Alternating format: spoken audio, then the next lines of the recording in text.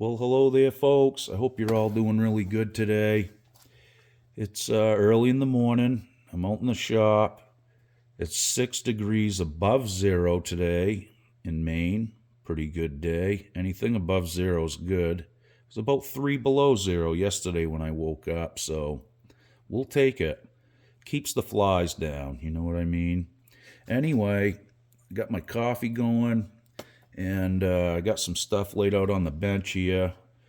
I had a question from a viewer about necks, frets, when should I refret my guitar neck, that kind of thing. So, I didn't have any instruction when I first, dove into this stuff. So I did watch a few videos, and, nobody that I could find did a really nice in-depth video on this. So that's what we're going to do. And hopefully, this will clear up any questions and doubts that you may have and help you out along your way with your guitar neck and your frets and that kind of thing. Okay? First tip I'm going to give you is coffee. I know you're thinking, wow, that's not what I came here for, but I was headed to work one morning and there was a bunch of old guys sitting in the local store, kind of rough and tumble guys, and I was making a coffee, putting cream and sugar in it, and one of the old guys piped up and he said, "Why don't you drink it like a man or something?" I was like, "What?" He's like, "Don't put that stuff in your coffee, da da da." I was like, all right. So I dumped it out and I poured a black coffee, headed down the road, and I was like, wow, this is really different. I wasn't a big fan at first, but I did it the next day and the next day. And after about 3 or 4 days of it, I was like, wow, I really like this. Then I tried putting cream and sugar back in like a week later, and I had to dump it out. It tasted horrible. Try it, really. Okay, anyway, I digress. That's one of my coffee tips. But anyway, we're going to jump right into this. I got an old neck out here. It needs a little love. So, first thing, okay, if you take the strings off your guitar, this is a good way to check your frets, okay? You can do it with them on there too, but if you take the strings off your guitar, truss the neck so it's straight, and you can tell if the board is straight by using one of these, okay? And what you do is one side will work and one kind of won't. It's kind of, there we go. So what you want to do is look under each tooth and see if there's a gap. I mean, this looks okay. It's not perfect, but it's not too bad. Now, you can make one of these out of, like a cheap aluminum ruler that you buy at the hardware store, and you can just cut notches in it yourself. That is doable.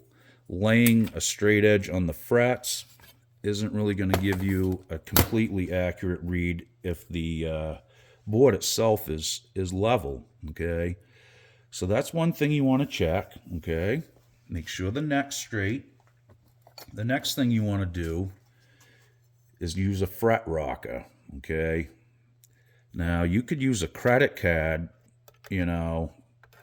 for the first maybe 6 or 7 frets, and then it's going to be too long. So the whole trick to this is you want to span 3 frets, okay? And when you span the 3 frets, you grab each side of the fret rocker and make sure that it doesn't rock or teeter-totter over that middle fret. You hear that? So this fret's high, I can tell. See, I can move that. So that fret's really high. So it's either lifted, which is more than likely the case. Maybe it wasn't glued in. They dry out, the necks dry out and stuff sprouts, the fret ends grow, and sometimes they lift too. It could have been like that right from the factory as well. So always span 3 frets. That one's really bad. And I would address this first. I'd take care of that fret and then move on, okay? And I'm going to show you how to do that too, okay?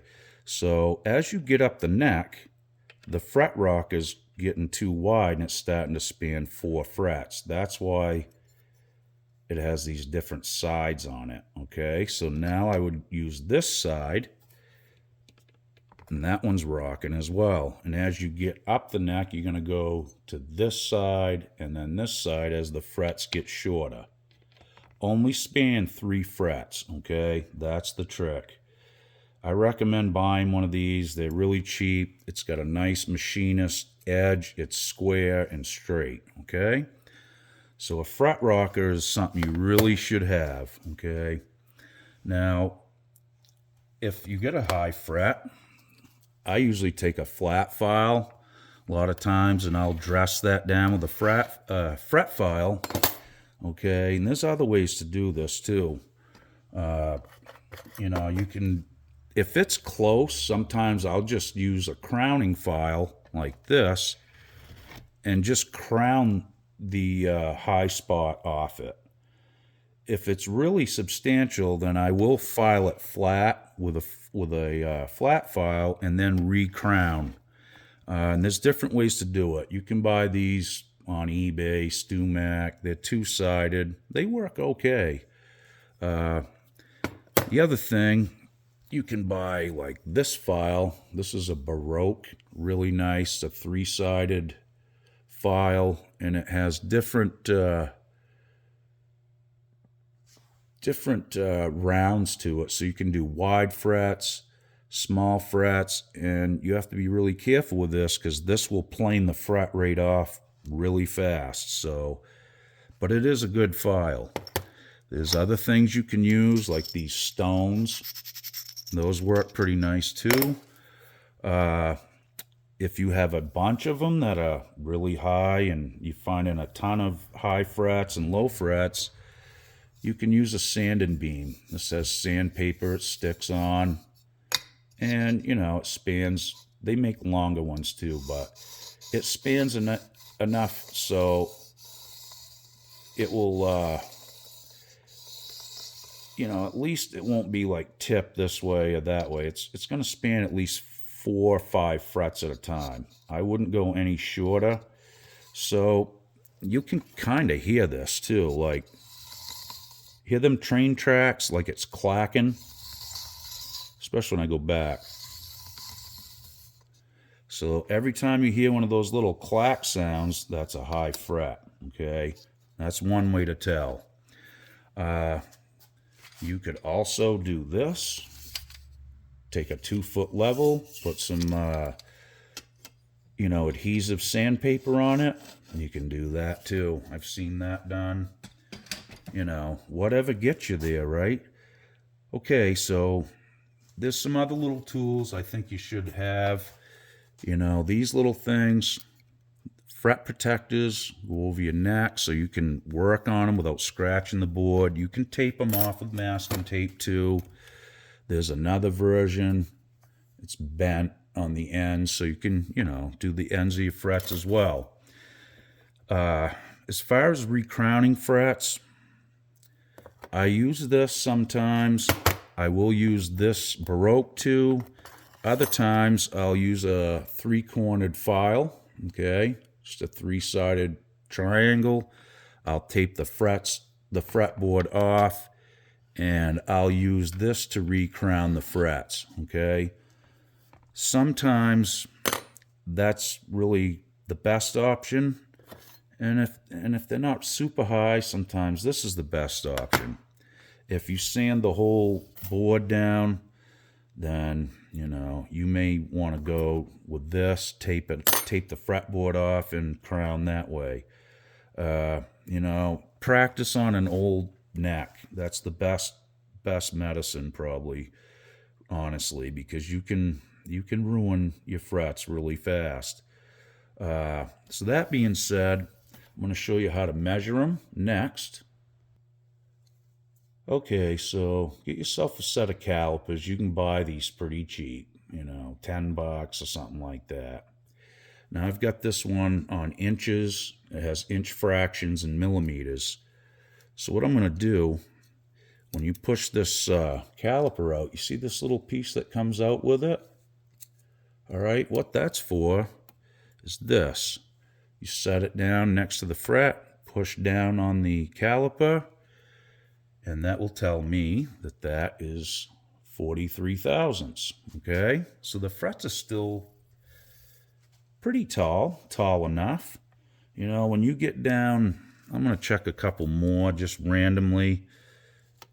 43 thousandths again. And 40, they're pretty close all the way through. Okay, so as far as the height, I'm good with that. When you get down to 25, 20 thousandths, that's really low. That's like the early 70s Gibson no frets, they'd call them. 0 fret or whatever, because there was really no fret wire. And hard to play. You're always in the wood. It's kind of weird. Anyway, that's a way to measure your fret height. Of course, you can measure the width, obviously, with the same calipers and that kind of thing. So 43 thousandths, I'm not going to refret this. There's still some life left there. So what I'll probably do is clean these up and take the high frets down, whether it's with a sanding block or it's with a flat file. If there's just a few, I usually will just mark them with a magic marker and take them down with a flat file and then recrown. If not, if you're going to do the sanding beam technique, if you need to, mark every fret with a Sharpie or something. So that way, as you're sanding it, you're wiping away the Sharpie, and you can tell which frets are good and which ones are troublesome. When the mark goes away completely on one and not so much on the other ones beside it, that's high and you're getting that one down. Other than that, there's some little tools you can buy. After you get done, you can do it with these stones too. Those work quite well. You can do it that way, or you could actually just address one fret at a time. They're different grit. After I get done with that, it's usually polishing. These fret erasers work really good, and basically looks like an eraser, but it has different grit. Okay, and I'll do the same thing. I'll try to span 3 frets until I can't span 3 frets anymore, and then I'll do them individual like this. And, there's different grits in these too, but they really do a nice job. They don't really take a lot off the fret, but it just polishes it back up. So when you bend a note, it feels nice and smooth, up and down, and releases nice. When you change your strings, really, you should clean your fret wire up, because just the stuff from your hands gets on there, and it just kind of puts this film over it. Okay, and it feels dry and sticky. So I usually do that with a fret eraser. You can use a buffer. There's all kinds of ways you can polish these. I like to do everything by hand as much as I can. It's a little slower pace, but that keeps me from making mistakes with power tools and that kind of thing. Now, here's another thing you can buy. This is a set of fret presses. So you could put this end in your drill press, right? Now, there's a bunch of different dies that come with it that have different radiuses on them. Okay, you can see the radius, they're marked. This one happens to be a 17. Okay, and they got them right to 9 1/4. There's a bunch of them in here. So what you would do is you definitely want to put some padding and stuff under your neck.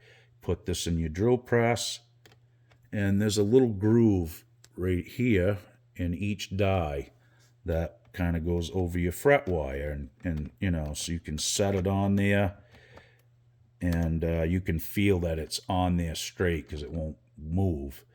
And then you just press your fret down, and while you're holding it, you can do this, you know, on the fly if you want to. Put a little thin super glue in there, press it down, hold it, and keep pressure on it until the glue dries, and boom, that should take care of it. You know, it is handy. I don't use this all the time.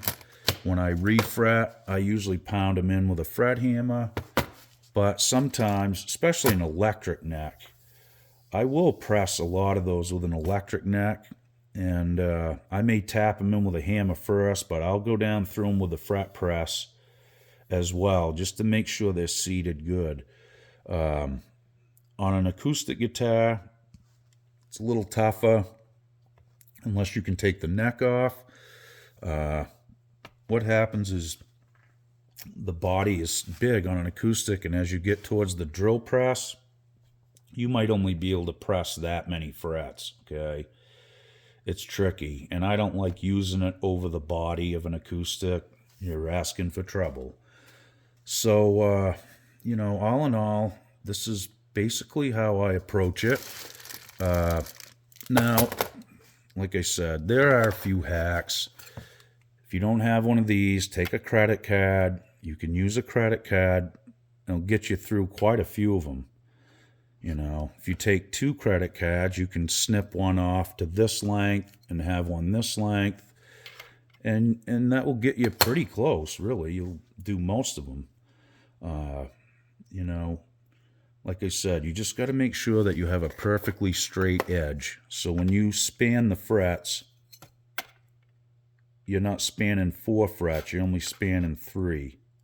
And you just take that, like I said, and just rock it. You can hear it when it's rocking, and that's not a lot, but that's enough to make your strings buzz really bad, okay? So I hope this info helps, guys. I don't have any refrets to do right now. I may have a few coming up in the future, and I'll definitely do an in-depth video when I do that, of the whole procedure, pulling them, refretting, that whole thing. But as far as checking your frets, I figured that would be a good place to start and try to pass along some of the information. You know, the tools, something that you kind of need to learn too, which I didn't know. You know, I had no instruction, just kind of picked this up on my own. But, you know, all in all, it's not rocket science. You just take your time and be careful, and should work out okay. Another thing I use, you can buy these. I made this out of a piece of just electrical wire, like house wire, okay? What that does, you put it under your neck. So if you got the strings on your guitar still, you loosen them up, pull 3 over there, pull 3 over there, and then you can, you know, put one up here and one back here. And then your strings are away from the fretboard, so you can actually perform work on the frets with your strings on. You know, sometimes also when you're rocking your frets, I wanted to add this, okay? You start out on one edge of the fretboard and come all the way across. And sometimes it might be great in the middle, but the ends have lifted. Or it could be that the ends are down and the middle has lifted, or what have you. Or these frets are just worn a lot more from playing like first position chords, and then as you get up where it's not played as much, these ones still remain high, and these will be worn more, okay? So, you know, it's just basic geometry as far as that goes. Just take your time with it. You know, take each little section on its own. You know, just delegate the first 3 frets or the first 5 frets. Really go over those. Make sure they're not rocking. Address them as you go. And, you know, check it all the way first. If there's a bunch of high frets up and down, mark them. Take a sanding beam. plane them down. Unless it's going to plane the high ones down to a point where it's unplayable, then that's where this comes in. You measure your fret height. If it's not going to be enough, then don't waste your time leveling and recrowning. Find the lowest fret and go from there. If it's only one fret that's really low, you could always pull it and put one in, but I've never really run into that. Usually when they're low, you got to take them all out and replace them all. Sometimes you'll see partial refrets from guys that play just first position and wear these out, and these ones remain all good. That's understandable, and you know, if you don't have to refret the whole thing, that's great. So hopefully this helps, guys. Like I said, I'm just trying to clear up any questions you may have and try to do a little more in-depth video on this neck stuff. So like I said, there is some good info out there, but there's a lot of stuff you have to weed through that's not so good. So thanks for checking this out. I really hope this info helps. And one other thing you should own is this. It's a Safe Edge file. You can get these at StewMac. And what these are for is one edge of this is smooth and rounded, so it won't scratch the wood on the board. The other side is flat, and it has some teeth on it. So that's just to get the edges of the frets to take the sharp ends off, okay? And then you can flip it over on the Safe Edge side and kind of work on the upper portion of the fret as you go too. You need one of those for sure. And I would get a triangle file as well. You know, it's not a crazy expense for this stuff, but it really makes your work a lot easier, and it speeds the process up too as well. Well, okay, folks, I hope this helps. I'm going to put all my stuff back away and dig out another project, but, you know, like I said, I just wanted to answer this question for one of the viewers that asked about this, and I think this was the best way to answer his question with a video. So I hope this helps, and good luck with your fret jobs, guys. Take your time, like I said, and it should be all good. Make sure everything's straight, though. Make sure your neck's straight and everything before you get going. Okie doke, guys. Thanks for watching. Hope you enjoy the rest of your day. We'll see you real soon. Okie doke.